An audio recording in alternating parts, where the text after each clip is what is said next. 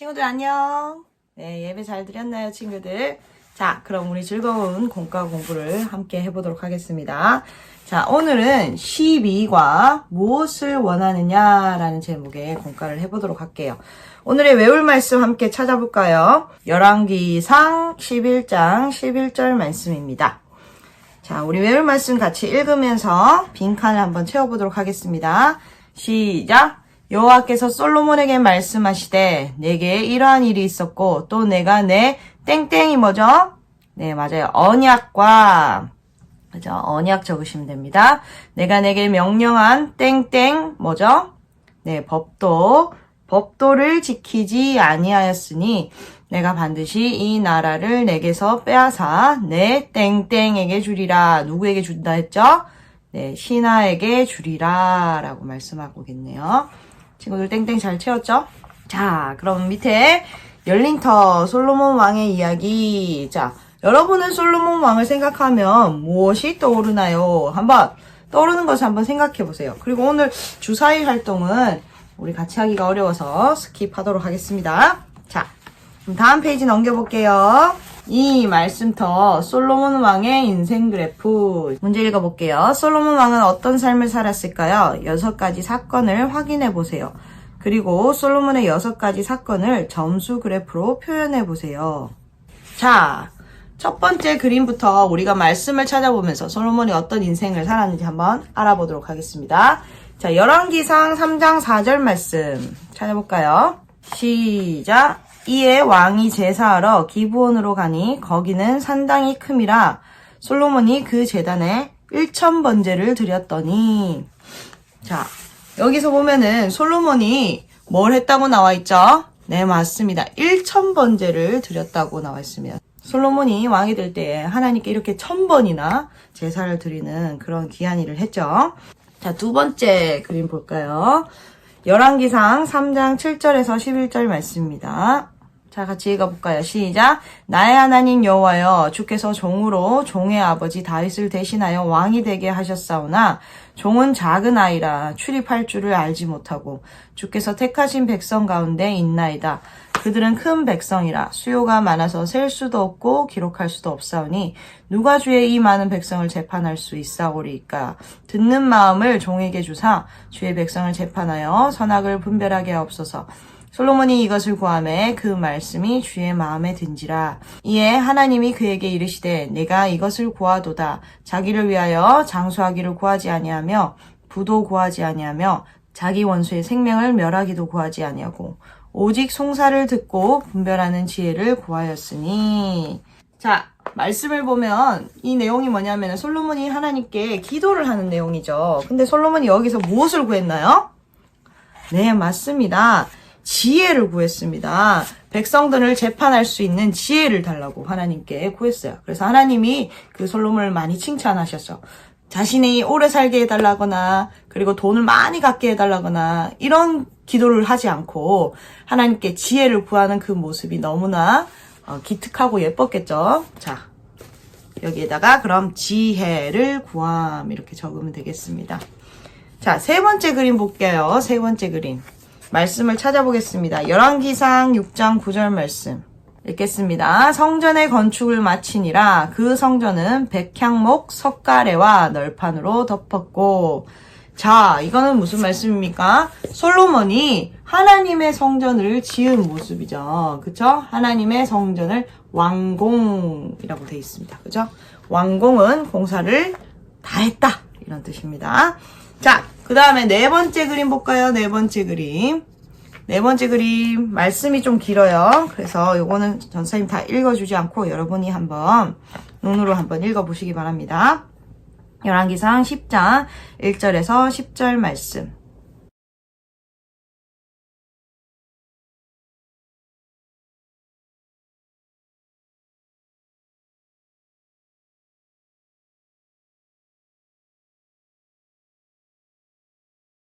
자, 여러분 말씀 다 읽으셨나요? 자, 이게 어떤 내용인가요? 네, 솔로몬이 지혜롭고 또 솔로몬이 엄청난 부를 가졌다는 소문들이 이웃나라에도 막 전파되었어요. 그래서 이웃나라에 있던 그 스바 여왕이라는 사람이 솔로몬을 그 소문을 직접 확인하고자 이렇게 방문했는데 정말로 그 소문대로 솔로몬이 너무나 지혜롭고 솔로몬이 너무나 아름다운 궁을 가지고 있고 이 소문이 정말로 사실이라는 것을 확인한 것입니다. 그래서 여기는 뭐라고 적으면 될까요? 스바 여왕의 방문이라고 적으면 되겠죠. 자, 그 다음에 5번째 그림을 봅시다. 말씀 열왕기상 10장 23절 말씀 읽겠습니다. 솔로몬 왕의 재산과 지혜가 세상의 그 어느 왕보다 큰지라. 자, 말씀 그대로죠, 여러분. 솔로몬이 그 어떤 나라들의 왕보다 훨씬 더 지혜롭고 아주 부자가 되었다는 겁니다. 말씀에 재산과 지혜가 큰 왕이라고 기록되어 있죠. 그래서 빈칸에 재산 적으면 되겠습니다. 자, 그리고 마지막 그림 봅시다. 마지막 6번째 그림 열왕기상 11장 1절에서 3절 말씀 읽겠습니다. 솔로몬 왕이 바로의 딸 외에 이방의 많은 여인을 사랑하였으니 곧 모압과 암몬과 에돔과 시돈과 헷 여인이라.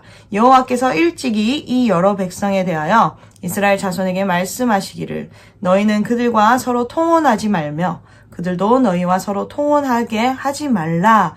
그들이 반드시 너희의 마음을 돌려 그들의 신들을 따르게 하리라 하셨으나 솔로몬이 그들을 사랑하였더라.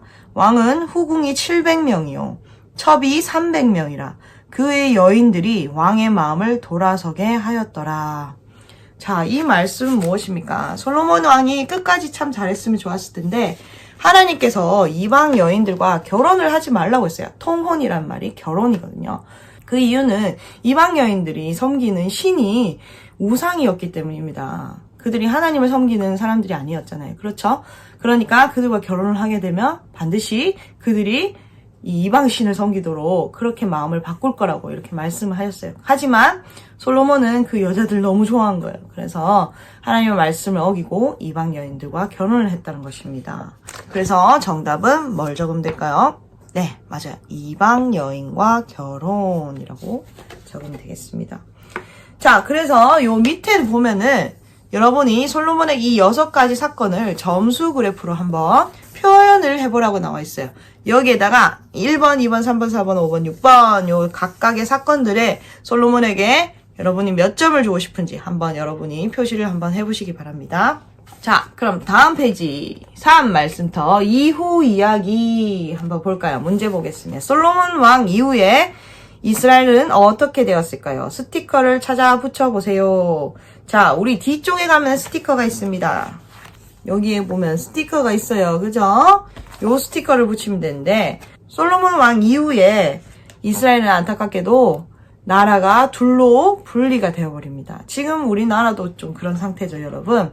남한과 북한으로 나눠져 있는 상태처럼 이스라엘도 북이스라엘과 남유다로 나눠지는 그런 슬픈 상황이 벌어지게 되었어요.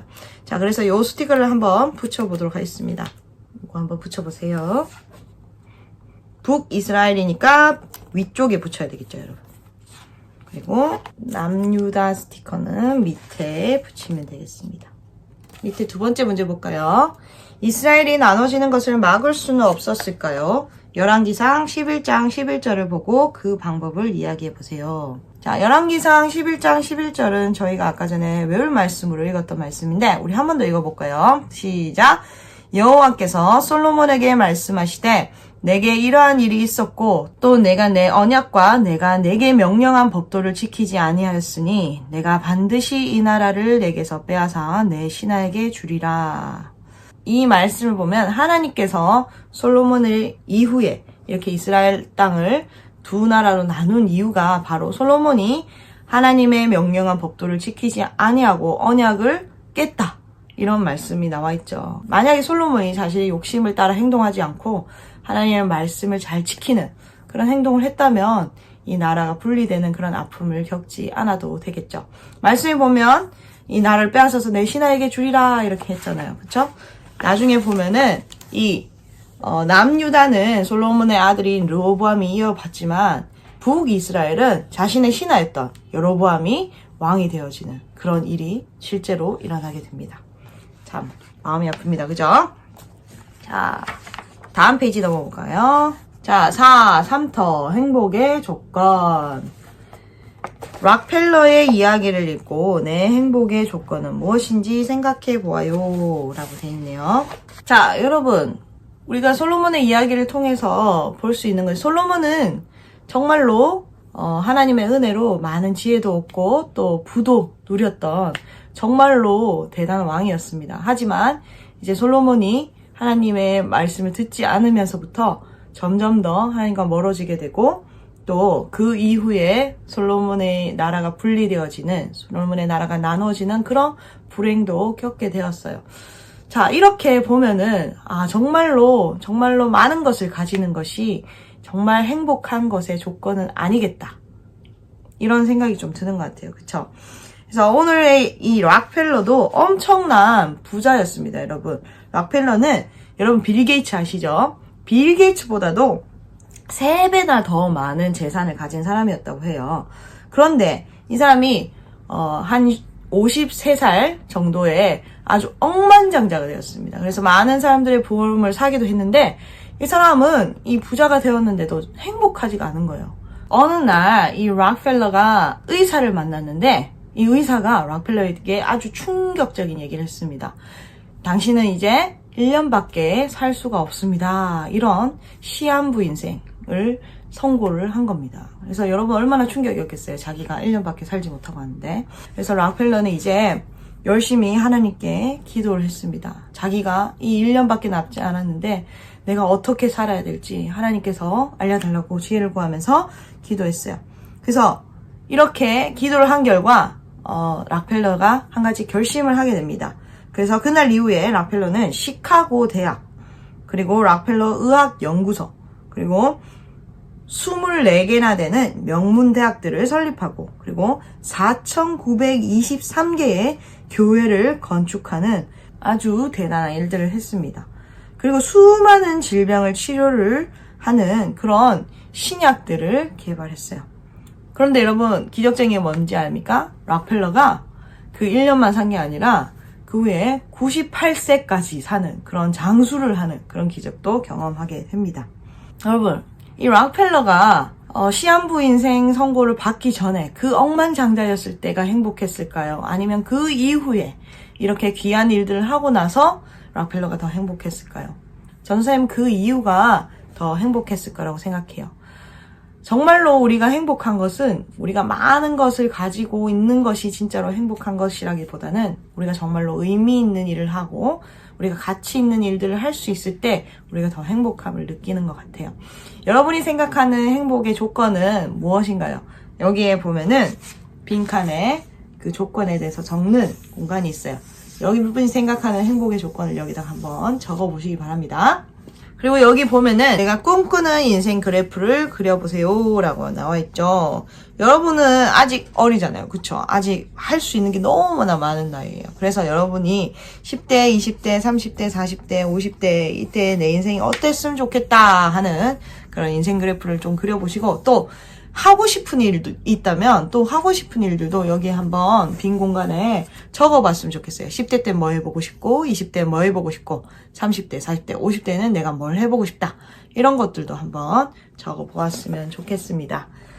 자, 그럼 여러분 오늘 우리 말씀을 한 번 더 정리하면서 공과 공부를 마무리해보도록 하겠습니다.